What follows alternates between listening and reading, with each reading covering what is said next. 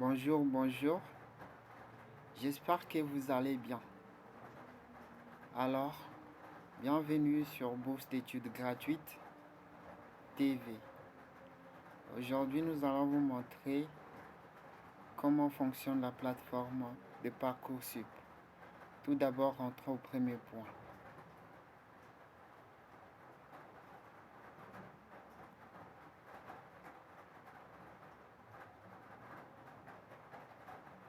Parcoursup 2023, nouveautés et chiffres clés. Les nouveautés sur Parcoursup en 2023. Les notes obtenues lors des épreuves de spécialité en mars 2023 seront bien incluses dans le dossier scolaire. Les cycles pluridisciplinaires d'études supérieures, CPES, de nouveaux cursus d'excellence en 3 ans, sont créés à la rentrée 2022. Leur objectif est de favoriser la diversité des profils accédant à des études supérieures ambitieuses. Les lycéens qui participent au dispositif Cordée de la réussite ont la possibilité de le faire valoir dans leur dossier. Cette information pourra être prise en compte par les formations lors de l'examen des dossiers au printemps 2023. À la rentrée 2022, 23 nouveaux parcours préparatoires au professorat des écoles, PPPE, seront disponibles sur Parcoursup. Quelques chiffres clés. Plus de 21 000 formations sont accessibles sur Parcoursup cette année, dont 7 000 en apprentissage. 93% des lycéens ont reçu au moins une proposition d'admission. 640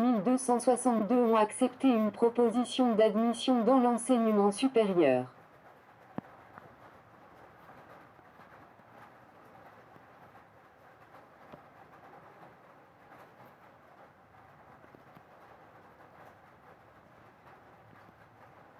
De la plateforme Parcoursup doit permettre aux bacheliers de devenir acteurs de leur orientation. Dès la terminale, ils formulent des souhaits d'orientation post-bac sur le site dédié. Ce système permet de les répartir au mieux dans les différentes filières et de leur attribuer des places en fonction de leur profil et de leur ambition. Chaque élève de terminale et titulaire d'un baccalauréat doit donc se connecter sur www.parcoursup.fr pour formuler 10 vœux sans avoir besoin de les hiérarchiser par ordre de préférence. Par exemple, Pierre, actuellement en TLES-TSS, souhaite intégrer une école d'infirmiers IFSI. Il a un avantage intéressant, chacun de ses vœux vaut pour l'ensemble des IFSI d'un regroupement régional. Ainsi, dans son cas, un vœu vaut pour plusieurs écoles. Parcoursup analyse ses vœux et peut lui délivrer 4 types de réponses. Oui, il est admis dans la filière choisie et doit valider cette réponse pour clôturer son admission. Non, il n'est pas sélectionné dans cette filière et doit attendre les réponses suivantes. Oui, si, il est admis dans la filière à condition qu'il s'engage dans un parcours personnalisé pour y accéder. Il s'agit d'une remise à niveau pour intégrer le cursus de manière plus adaptée. En liste d'attente, son rang dans la liste sera actualisé chaque jour tant que la plateforme est ouverte, en fonction des candidats qui renoncent ou qui reçoivent une proposition d'admission. Les professeurs et le chef d'établissement complètent la fiche à venir à l'issue du conseil de classe pour chaque élève. Celle-ci est transmise à Parcoursup, qui répartit au mieux les candidats.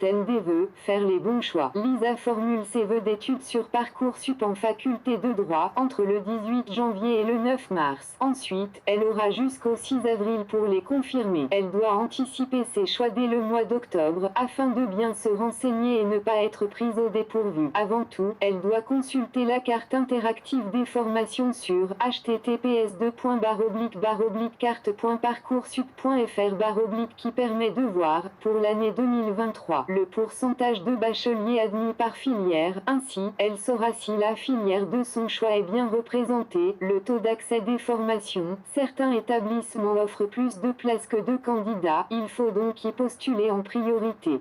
Lisa pourra demander une aide financière à la mobilité pour les formations non sélectives, même si celles-ci sont éloignées de son domicile. Le nombre de places, les chances ne sont pas les mêmes si l'établissement admet 30 ou 150 personnes.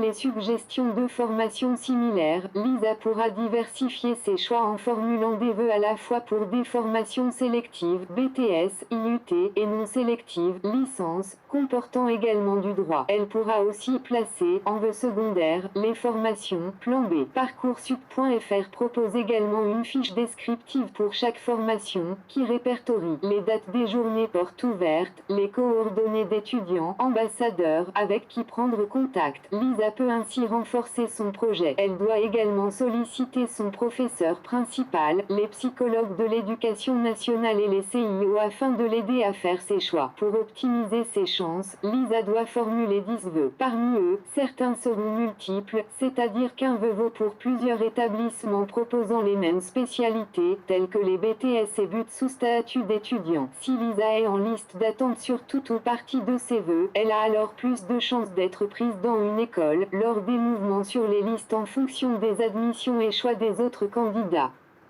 Abonnez-vous s'il vous plaît. Abonnez-vous pour pouvoir permettre à la chaîne de vous donner encore beaucoup plus d'opportunités comme celui-ci. Vraiment, abonnez-vous. Personne ne va vous montrer ça. Projet des... Voilà. Ici, c'est vraiment important.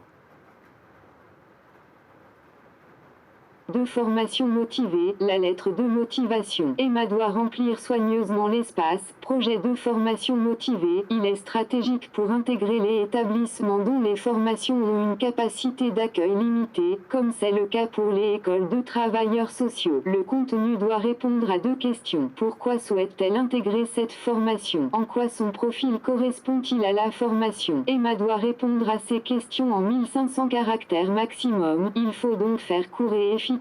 Voici les étapes à respecter. Objectif recherché. L'introduction doit affirmer son objet et montrer la détermination de la candidat. Présentation. Le parcours, la formation actuelle et les options choisies, les expériences diverses et les qualités qui s'en dégagent, responsabilité, patience, écoute, autonomie, travail en équipe, etc.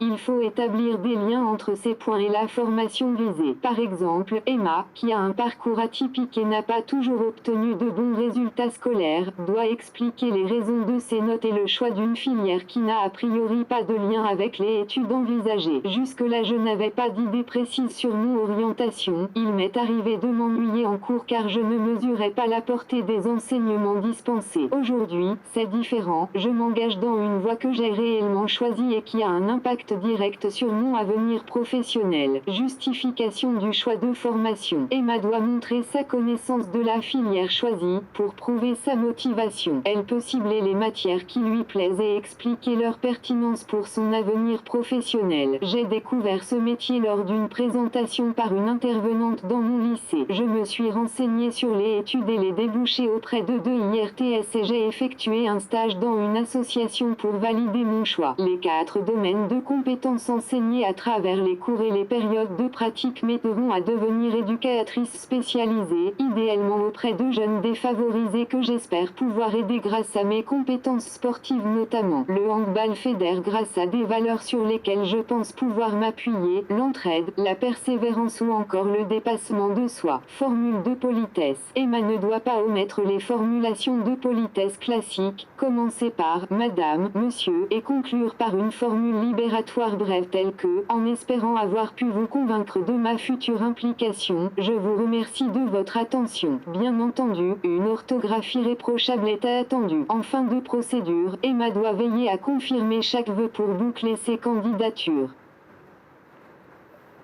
Merci. Vraiment, abonnez-vous. Abonnez-vous. Venez nombreux pour pouvoir vous abonner à ma chaîne. Je vais vous partager des opportunités que vous n'avez jamais vues sur Internet. Merci beaucoup. D'ici là, portez-vous bien. Merci.